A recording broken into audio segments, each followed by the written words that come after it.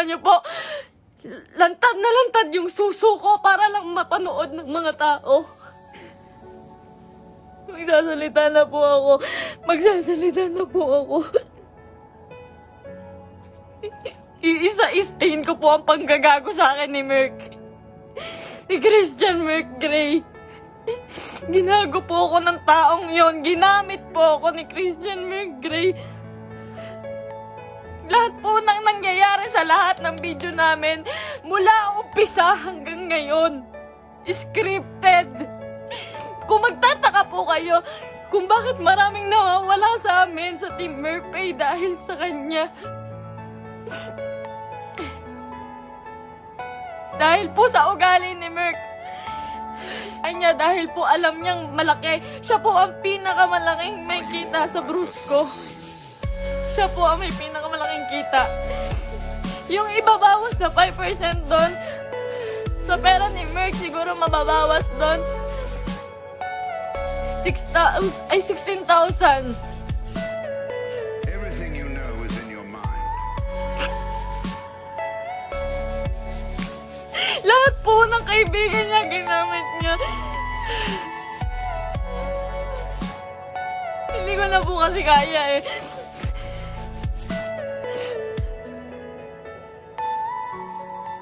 Sobra po yung ginawa ni Merc. Sobra. Hindi ko na po kaya. Pasensya na po kayo.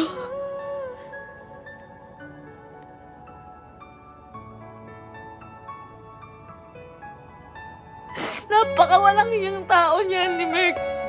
Lahat po ginago niya, pamilya ko. Lahat po ng tao sa paligid niya, ginamit niya po. Scripted po lahat ng nangyayari. Sinusunod ko po siya. Kung makikita niyo po, lahat po ng video namin, puro bastos dahil po yun sa kanya. Ayoko po nun, walang may gusto nun. Kayo na pong bahala kung maniniwala kayo ngayon. Wala pong may gusto nun. Lahat po binigay ko sa taong yun.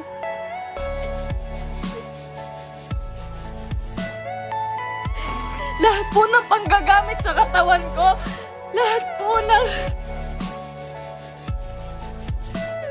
pagpapakita ng kung ano sa katawan ko. Siya po ang may gusto nun. Nagagalit po siya pag aayaw ako.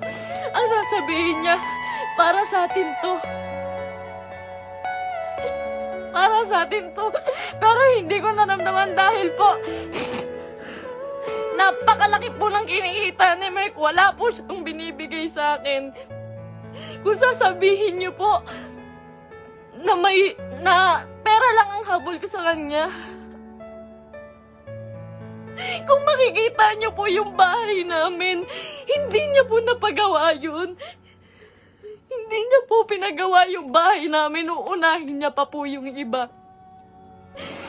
Sa laki ng kinikita ni Merc, sa milyon ang kinikita niya sa isang buwan. 5,000 lang po ang binibigay sa akin yan, pati kay mama.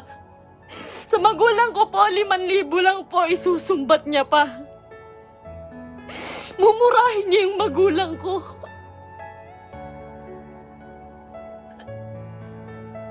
Sasabihin niya, manang-mana ka sa magulang mo. Ang bobobo niyo. Lahat kayo plastic. Ginaganon niya po yung magulang ko. Hindi ko na po kaya. Ngayon po, nawawala po si Merc ngayon. Lahat po ng nangyari, scripted po. Scripted. Tinatago po ako ni Merc. Tinatago niya po ako. Hindi niya po ako pinapalabas. Ayoko na po. Ayoko na talaga. Ayoko na po talaga.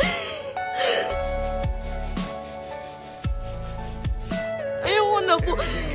Ang ginagawa niya lang po. Nandito po ako ngayon kasi nawawala po si Merc. 6 na araw na po siyang nawawala. Kasama niya po yung babae niya. Yun dun po sa...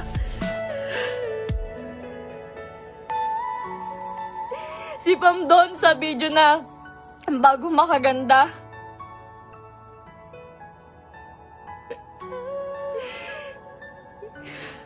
Huwag niya po sisihin yung kambal doon, si Chen Chen tsaka si Tantan. Yung Centeno twins po, hindi, huwag niyo po silang sisihin doon. Dahil utos po ni Merc lahat yun. Ako po, hindi ko na po kaya si Merc. Hindi ko na po kaya si Merc. Demonyo na po yung utak niya. Sobrang mukhang pera. Sobrang mukhang pera ni Merc. Lahat ng tao ginagago niya.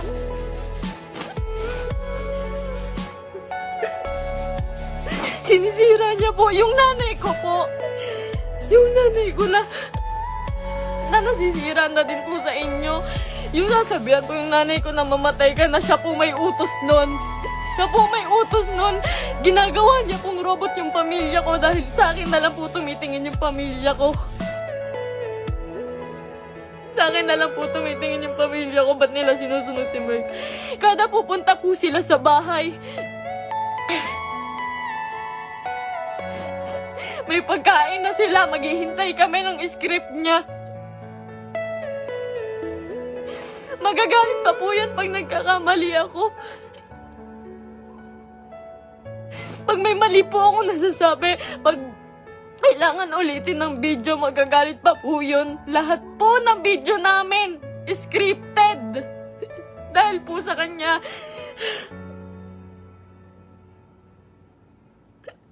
Sobrang abusado. May babae po si Merc ngayon. Yung babae nga, yung Pampo.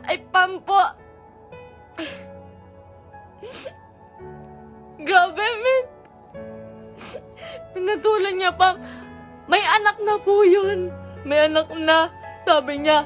Sabi ko nun, Mahal, ano?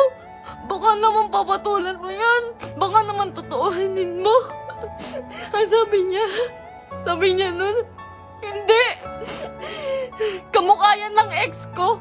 Hindi ako papatol dyan. Ginagago niya yung babae sa akin. Sinisira niya. Sabi niya, tanginang mukha yan. Papatulan ko ba yan? May anak na? Ginaganon niya yung babae. Ngayon, nandun siya. Nung sa Quezon po si Merc. May katibayan po ko. Lahat po. Lahat. Kahit sa chat, kahit yung babae.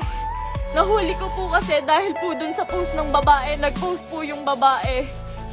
Nakasama po yung sasakyan namin. Tapos yung cellphone ko po, nagla-login po yun sa Quezon.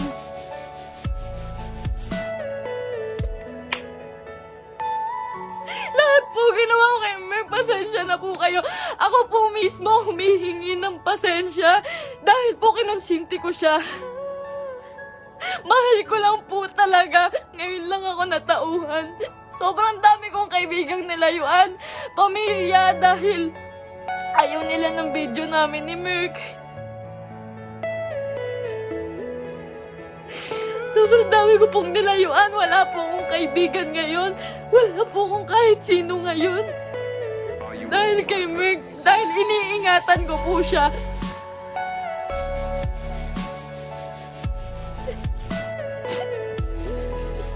Kaya totoo po yung sinasabi niya, scripted lahat sa amin. Scripted lahat ng buhay na binigay sa akin ni Merc. Lahat po ng pera niya sa kanya lang po. Sa laki po ng pera niya, nagkakautang pa po siya. Sobrang sama ng tao. Ultimo shampoo namin, sabon namin, ako pa bumibili. Grabe po, pambabastos sa akin ni Merc. Hindi niya po ako nirespeto.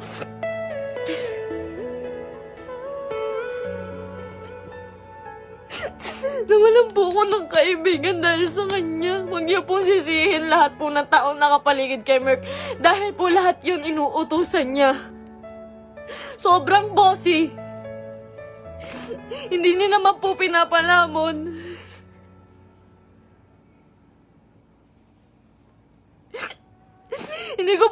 Hindi ko po in-expect na darating po talaga to. So, ilang beses na rin po ako niloko ni Merc about sa babae. Nung una, pumatol siya sa kaibigan ko. Pangalawa, pumatol siya sa pan. Pasensya na po kayo. Kasi alam ko po, scripted po yun eh. Pasensya na po kayo. Ako na po humihingi ng pasensya sa inyo. Ginawa ko lang po yun kasi sobra po akong nagmahal.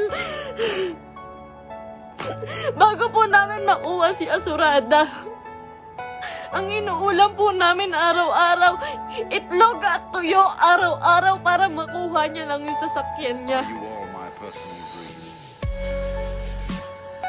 Lahat po ng meron siya ngayon, sa kanya po nakapangalan. Pati yung bangko po, sa kanya po.